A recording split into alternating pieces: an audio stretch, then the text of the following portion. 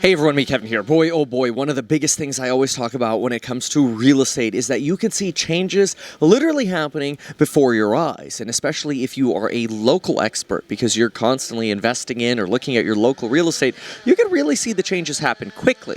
But the beautiful thing about real estate is you can combine changes happening in your local market with what's happening in the national market or in other areas to see if your feelings and suspicions are similar. So for example, earlier this year in January, I said I'm highly concerned that the real estate market is going to slow down as real estate interest rates rise substantially. And then we create the fear that, oh no, real estate prices are starting to go down. And then guess what? More people start dumping properties on the market. That's how it starts. You start seeing interest rates go up, more properties stagnate, price drops increase, then all of a sudden we see prices start declining, closing prices decline 2 to 3 to 4 months later. Then you potentially get a wave of fear of more people selling. These are usually your investors or people who can go to renting or downsizing, or they move into an RV and they get rid of their homes. They don't necessarily need a replacement home, right? There are plenty of those people, and you don't need that much of a delta to really affect the real estate market. That is, you don't need that many more homes for sale or homes sitting on the market to really affect the market. And so I've been noticing these trends, and we're going to look at some crazy charts here and numbers in just a moment because we've got a big update here. But I've been noticing these trends since January, at least in my local market. I decided to sell almost all of my rental properties. In fact, I'm honored to say that as of today, we have absolutely 0 tenants. That means we went from over $20 million in real estate to still having some real estate left, but no tenants. We're still in escrow on some properties, and we've still got some properties under construction, but no tenants. Kind of feels weird to say, but don't worry. We'll be getting back to tenants very soon because that's how we made our first millions, and highly encourage you getting into real estate as well because you can do the same thing. But I want you to see some of these charts. So let's pull up these charts here. First, we're going to look at Austin, Texas.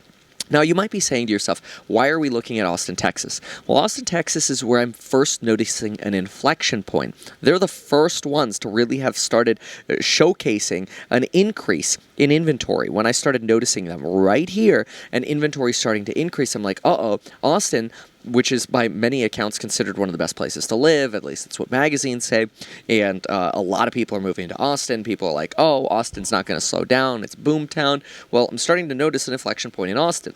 One of the big things I talk about in my courses on building your long-term wealth is paying attention to inflection points. In fact, if you're clueless about real estate, but you want to take advantage of the opportunities coming out, take a look at the programs on building your wealth down below, including the 0 to Millionaire Real Estate course. Best way to get started. A lot of people bundle that with the rental renovations and do-it-yourself property management course. And make sure to use that coupon code expiring at the end of next week. It's 50% off, and then the prices will be going up again. But take a look at this, and you'll learn everything that you need to know about real estate, more than you ever thought you could even know. Even real estate agents and lenders join, and they're like, oh my gosh, this is like incredible how in-depth this is. But anyway, and there's even a quick start section too, so that way you don't get overwhelmed. But you see this inflection point here that we saw in Austin, right? Okay, so active listings with price drops in Austin, Texas. Okay, cool, Kevin. But what happens after you get active listings with price drops in Austin, Texas? Well, you get the following. Pending sales in Austin, Texas.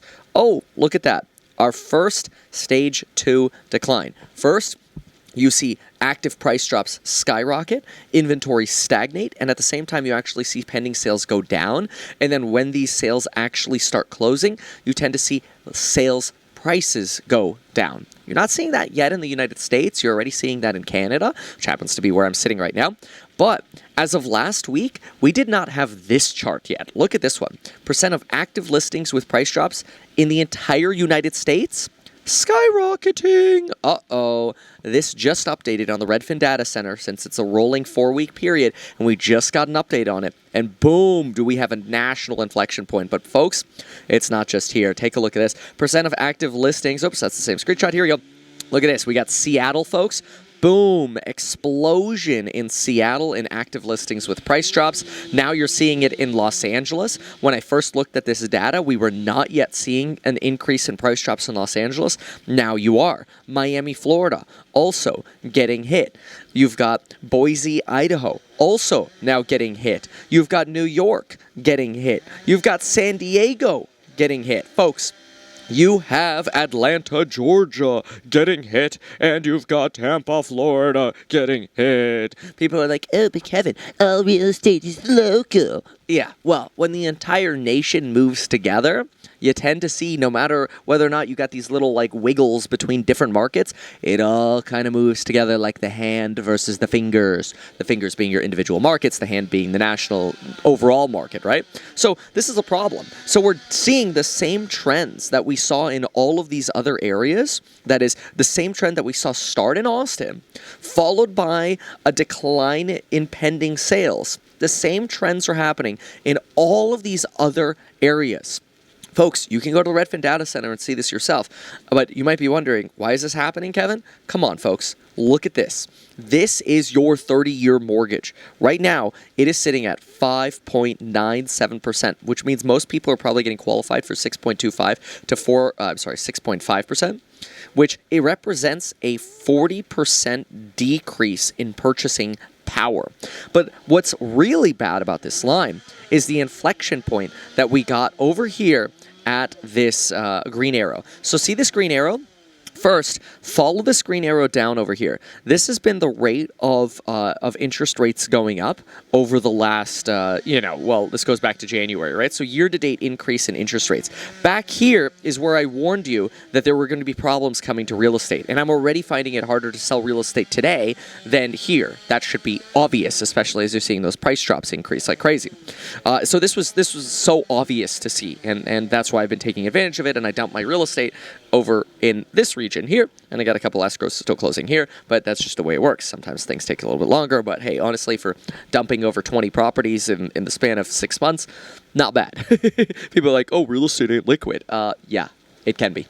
But anyway, so take a look at this. This was the rate of interest rates going up over the last 6 months. Then we got some really bad inflationary numbers last week, and look at the rate at which now mortgage rates are going up. See, this red line represents a substantial increase in the rate at which rates are going up, right? The acceleration is now stronger. It's kind of like you've got your foot on the gas at, 40 miles an hour right here, and then all of a sudden you're like, wait, we need to pass somebody, going from 40 to 60, right? And that's now the speed that we're driving at.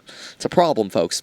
It's a big problem. It's going to create some massive opportunities in real estate. You better be ready. But I wanted to give you this update because, folks, this is not looking like a good trajectory so far. And if Austin, well, pay attention, in my opinion, to Austin first, because I think Austin is the canary in the coal mine, and everybody else is following. And so far, everything we've been talking about has been coming true in real estate.